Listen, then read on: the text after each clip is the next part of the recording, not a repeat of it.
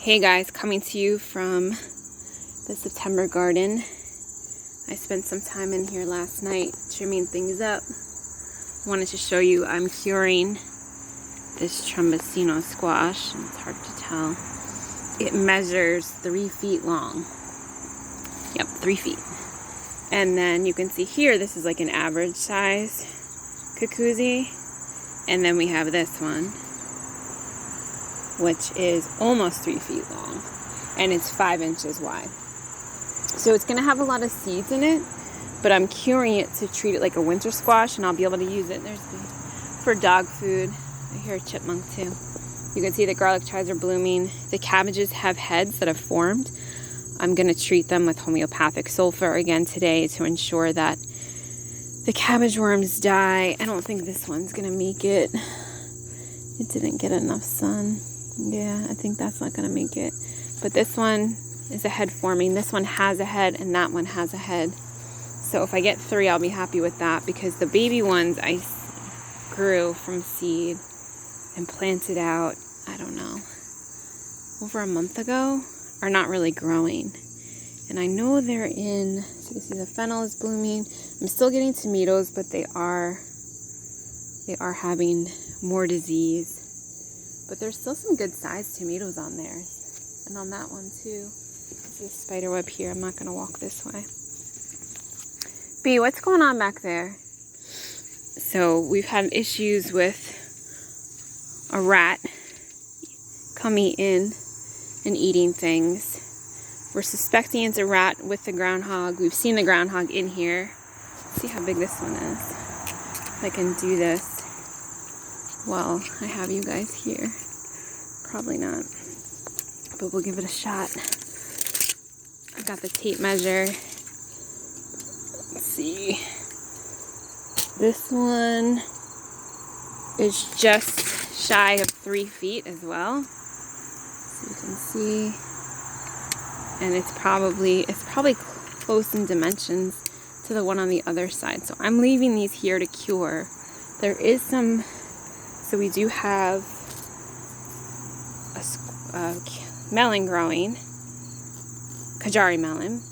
There was a small one up here. I don't think it's going to make it, but you could see the squash, even though it's rough. It's starting to drizzle, which we're happy about because we need the rain still. We did see some arugula and some spinach. It's coming up. That bed was lettuce. This grew on its own. And this is what happens when you don't pull your weeds. Native plants, this is vervain, this is a type of sage, will grow. And that's what I'm all for. And it's free. So you can see there's some baby ones in there. There's some baby ones over there. We did cut a few yesterday just to give the plant a break. This is the string bean that the groundhog got to. I don't know if it's gonna come back. We are still producing off of this one. I did trim up the zucchini because they had a lot of powdery mildew. I'm hoping there is the fruit on there, but the fruit I had on was turning yellow and falling off. We got some extra blooms on the sunflower. This is like a tomato jungle back here, but you could see like the basil. This is all from the heat. It just, even though we watered, did not do well. See the broccoli, Brussels sprouts, not looking so hot. Cosmos look good. The rosemary is looking okay. Parsley has gone to seed. The marigold is healthy. Kept a bunch of bugs away for us. The Malabar spinach did not do so great this year, even though it's ridiculously hot. You would think it would. Some jalapenos. It just did not produce. Last year I had so much of it, and this year not a lot. See, this is the first time this is blooming, but you could see the first 2 tomatoes look rough. Here's a small watermelon. I'm hoping it will actually, hasn't grown at all, so I don't think it's getting enough sun. It's kind of stunted. Still have aromas producing. I'm picking them when they begin to blush, to try to alleviate them getting eaten. Right? So you can see the medicinal bed looks really messy. I got some pokeweed taken over. I'm gonna have to address that. I'm going to have to trim this wormwood again. But the marshmallow came back. It's flowering again. The geranium is flowering again. Sage is filled in really nicely. The calendula is holding on. The lemon balm took over really well here. We've got some Thai basil with our chamomile. I did use the chamomile. Easy bug, sweet Thai basil here. And then this I grew from seed. I don't remember what it's type of marigold. It wasn't the one I thought it was. But you could see from the front what this squash looks like. Right, it's massive. So that's going to be a lot of food for the winter. Primarily, I'm going to process and can that probably into soups. And then the dog can eat that. We can eat that. Bok choy, the strawberry bed. But you could see, look, the bug damage on my beach plum. That's also on the willow trees. Even the spearmint and the mint. It's like the blueberries did awful this year. I got to figure something out for next year. Because last year I had a lot of blueberries. The rhubarb is holding on. Lavender, oregano. The Jerusalem artichokes keep growing. They've got lots of blossoms on them. Even though they're suffering powdery mildew. They had the spittle bugs. I did harvest agastache. This is good for like colds, respiratory issues. It's also a cooling plant. So I made a cool down tincture with it. Still some elderberries that we've been harvesting. We got a whole, I guess like a pint and a half from our crop this year, which is the most we've ever gotten. But you could see like everything is showing signs from the drought. This chokeberry, this mulberry had disease last year and it came back, but you could see it's struggling. It is struggling. The milkweed, we're still bringing in monarch, babies, caterpillars to allow them to come into babies. But you can see the spittle bug, so it looks like spit. It excretes it, and it basically suffocates the plants. But mildew, I mean, you name it, we have it. Between bugs and disease, even my poor violets are really struggling. But the lemongrass is doing good. Citronella is doing good. Sweet potatoes are coming back after the groundhog ate them. But my rugosa rose, I was hoping to plant this year, but we didn't get the garden bed done. We've got a luffa. Yay! One. I think we have two. Which, that was supposed to be an Armenian cucumber. I don't know what happened, but you can see here, like, the chamomile had spittlebug on it, so I trimmed it back. It's looking rough. This cherry tomato was a volunteer. Even the sorrel, like, look how it just looks rough. This black cumin seed. This is a cabbage. This holy basil finally is taking off. The stevia. This stevia got eaten by the groundhog. Some more medicinal basil. This is Krishna, holy basil.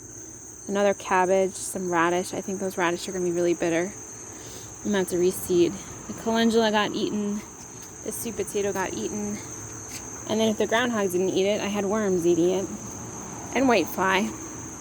So every day I come out here and I pull the worms off. I did the sulfur 200 yesterday. We are getting string beans again, which is a relief. But these kohlrabis, I planted them in April. And they have not grown a lot.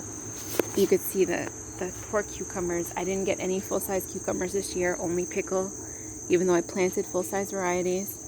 You could see the bug damage, how extensive it is. I mean, it's crazy. And we're in September and it's still bad bugs. I don't know if I'm gonna get anything out of this. Tomato was another volunteer. Again, these brassica are really hurting this year, more so than normal. I mean, last year I got kohlrabi. There's the other luffa. Yay! Hopefully, before the frost, I can get something out of it. This is a squash I replanted because the squash bugs got to it in the garden. But you can see these squash here, nothing. Luckily, the sweet potatoes came back. They had leaves again, thank goodness, since the groundhog decimated them. The tarragon looks really good, but that had spittlebug on it too. You can see this is the watermelon. This is the squash we picked yesterday, the trombocino, so it did cure.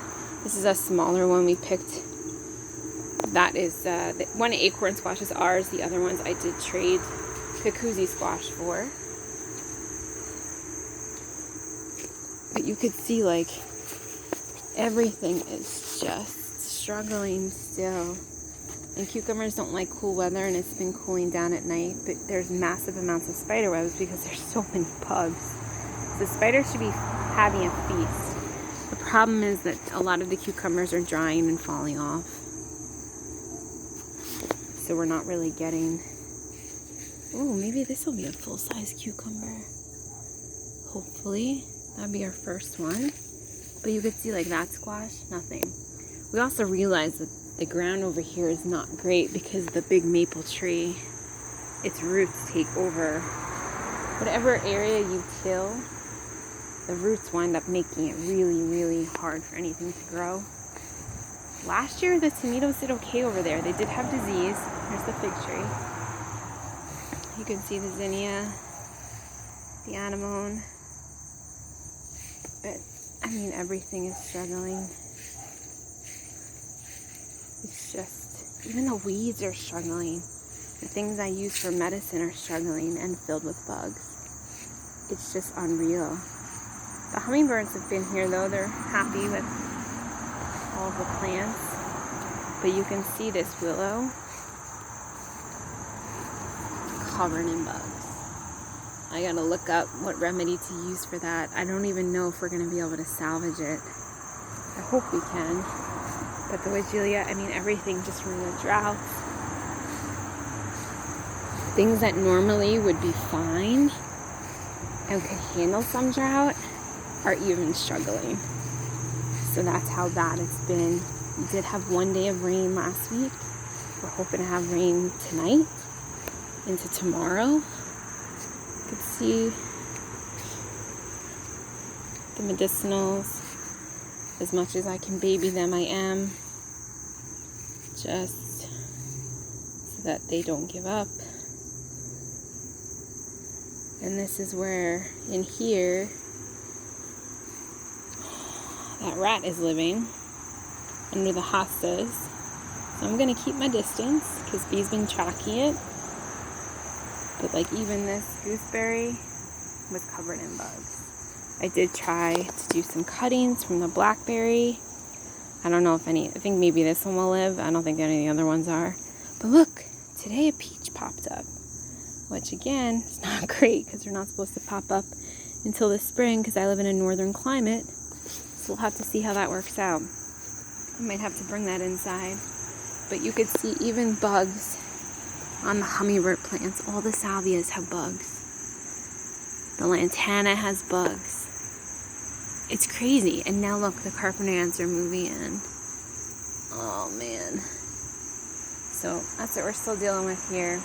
There were spittle bugs on a bunch of this stuff. There was fungus. You could see on the dahlia. There was bugs on the salvia, on the lantana. Let's see. This one I think is okay. Milkweed is blooming again. You can see this. Willow is okay. This 4 o'clock is okay. Not 4 o'clock. Oh my gosh. Firecracker. But look, the zinnia has mildew. So it's just on, it's on everything. Mildew, bugs, drought. So it's disease, drought, and bugs this year. It's all we're contending with. Evening primrose, spittlebug. So I'm going to cut that down because I don't want it to spread to the phlox because the phlox is getting a second bloom. So I don't want to affect that because that's what we put the butterflies on after they hatch. You could see the cranberry hibiscus. This is the best it's looked all season. And of course, we have to bring it in a month, less than a month, and it's going to look bad. But look at this, the toothache plant. Look at the bug damage on it. Like, it's just crazy. So let me know what's going on in your neck of the woods. Talk to you soon.